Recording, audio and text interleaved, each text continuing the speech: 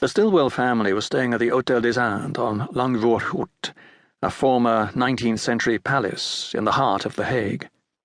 Alice shut off the basin taps in her room and watched the steam dissipate, thinking it a very modern establishment to have hot and cold running water and a bath for every room. There was even a hydraulic elevator that she had been informed worked by the pressure of water from the North Sea. Although it was rare to accompany Henry on one of his business trips, Alice had readily agreed that it would be good for the children to spend more time with their father, and Henry had been keen for Chester to see more of the textiles business he hoped his son would one day succeed him in, although, as Chester was only 4, Alice supposed there would be plenty of time for that. To Alice, who was still in her early 20s, time seemed as a boundless entity that spring, caught up as she was in the dream that had become her family life since meeting Henry 5 years ago. She went back to the dressing table, and for the umpteenth time she readjusted the wide-brimmed hat she was wearing. She frowned at her reflection and flicked at her chestnut hair again. Maybe that was it. After all, it was not the hat that was new, but the hairstyle beneath it. At Henry's insistence, and much to her parents' disapproval, she had had her hair styled short because, according to Henry, it was the height of fashion in New York City, and if they were going to settle their lives in America, then they should make every effort to keep up with the times. Alice wasn't particularly keen on the look, but Henry had said it suited her very well, so she went along with it more to please her husband than herself. She didn't mind half as much as her hats seemed to. "Darling!" It was Henry calling from the adjoining room where he'd been waiting more patiently with the children than she felt she had any right to expect of him. There was a faint knock at the door, and in the mirror Alice saw it nudge open. And there he was, standing tall in the frame, freshly shaved in his light grey sack suit and felt Homburg. She thought he looked as dapper as ever she had seen him. He was smiling as he spoke, his soft American accent as alluring to her now as it had been the first day they met.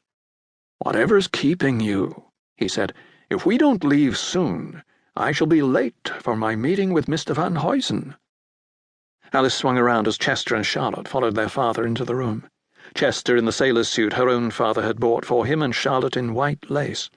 They were holding hands, or rather Chester was holding Charlotte's hand, having taken it upon himself to look after his younger sister because, with Henry away so often, Chester had come to see it as his duty.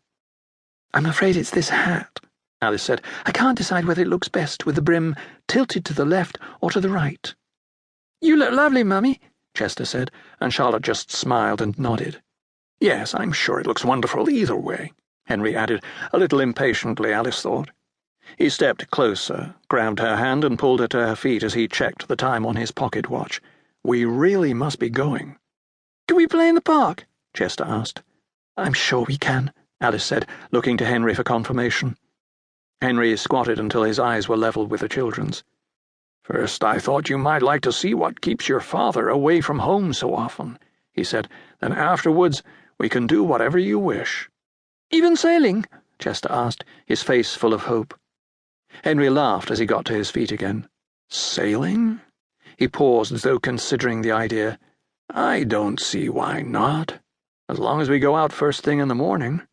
I'm not expected in Rotterdam until the afternoon. I'm sure you'll like Rotterdam. It has the largest seaport in Europe, and you know what that means?" "More boats," Chester said, wide-eyed.